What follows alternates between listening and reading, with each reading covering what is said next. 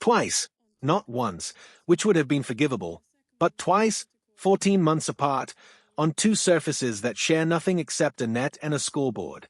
Indian Wells in spring, 6-3, 7-5.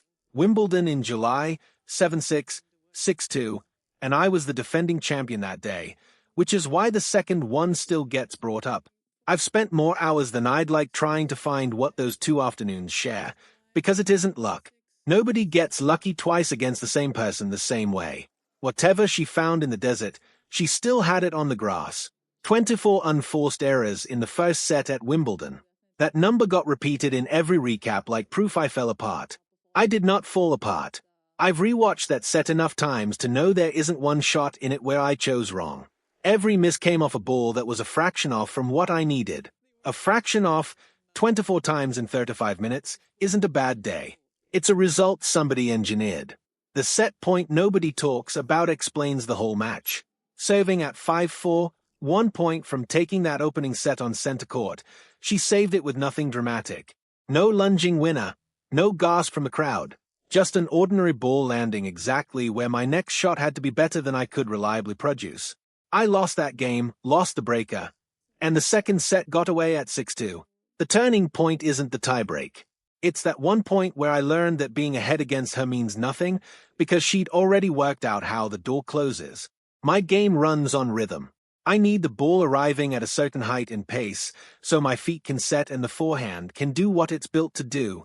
Give me that ball and I'm as good as anyone alive. Take it away and I'm ordinary. She never gave it to me. Not once in the desert, not once on the grass.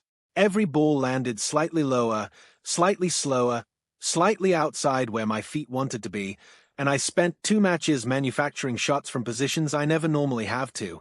Nobody sustains that for 2 hours. The errors that leak out of it look like mine on the sheet, but somebody else built them. Indian Wells is where it began, and I didn't understand it then. I was ranked second in the world. She was outside the top 100, a name I had to be told how to pronounce. I lost 6-3, 7-5, and walked off genuinely confused. In the press conference I said the things you say, that she played well, that I never found my level. I didn't find my level because she took it from me on purpose, and it took half a year to say that out loud. Most players build a plan around my weaknesses, and it mostly fails, because I've spent years protecting the obvious ones. She built hers around my strengths, worked out exactly which balls make my forehand dangerous, and refused to give me any of them for 2 hours straight. That's harder than it sounds, because it means playing uncomfortable tennis instead of comfortable tennis, and almost nobody chooses that on purpose. 14 months passed, and I did work on it. I want that on record. Because there's a version of this where I lose in the desert, change nothing, and lose again the same way. That isn't what happened. My team broke the match down, mapped the patterns, built answers for everyone. I walked into Wimbledon ready for exactly what she'd done in March. None of it showed up. The patterns were gone. The shape of the problem was identical, deny me the ball I want. But the method had been rebuilt for grass entirely. Lower bounce, sharper angles, a slice I hadn't seen from her before, a serve pattern that didn't exist in March. That's what actually rattled me. The first loss was a player solving a problem. The second was a player who'd upgraded the solution while I was still preparing for the old one, and you can't prepare for someone who refuses to repeat herself. Something she does between points stayed with me. She looks at the court, not her strings, not her box, the grass itself, where the last ball landed, which strip of baseline is wearing thin. On grass, that surface changes daily, and by the second week you're playing something different than where you started. I spend that time on my own routine, breathing, resetting, like everyone does. While I reset, she was reading the court, and by the second set she knew things about that grass I didn't. That isn't talent.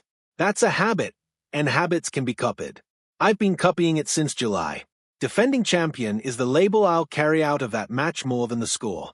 There's supposed to be weight in your favor walking out as the person who won it last year, the crowd, the history, the grass you already know.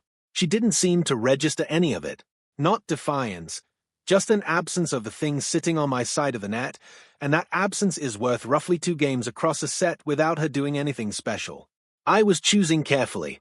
She was choosing freely. What separates her from other young players who've beaten me is that they were having a day, and you can feel it happening. Winners from places that shouldn't produce winners. Someone who can't believe her own hands. Neither match against her felt that way. Both times she looked like somebody executing a plan she already trusted. Nothing spectacular.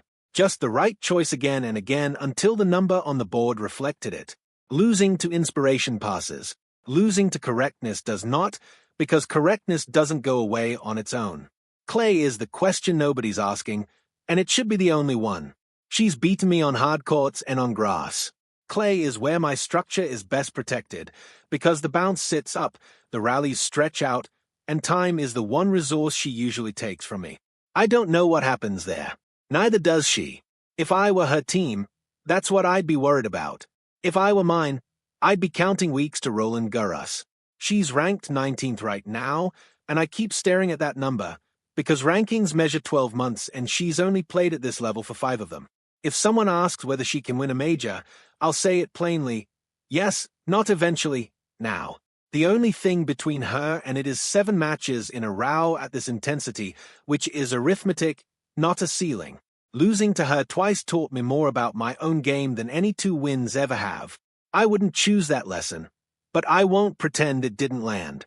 She proved my structure was readable, and knowing that is worth more than both matches cost me, if I do something with it. Whether I have is a question the next match will answer, and I'd rather that be soon. Because the version of me she beat in July has already stopped existing, and whoever walks out next time will be someone neither of us has met yet.